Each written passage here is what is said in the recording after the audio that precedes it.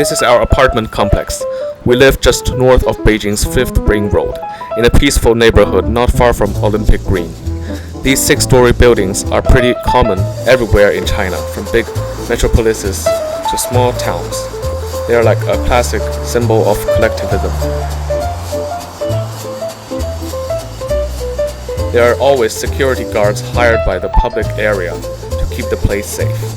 In fact, they actually stopped me and questioned what I was doing with a baseball bat on my way out. Before 6,000 years ago, but we shouldn't despise it and scorn it as primitive superstition.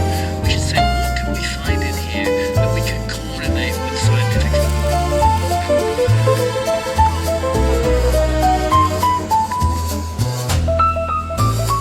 Anyway, we walked over to the Olympic Green to play catch. Baseball isn't really a thing in China, so even though we are not that good, we still turn some heads in the park.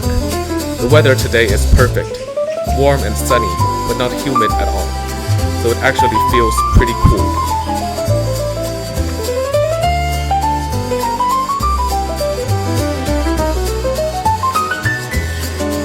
By the way, this river is actually a canal, and the water has gotten a lot clearer thanks to the recent cleanup efforts.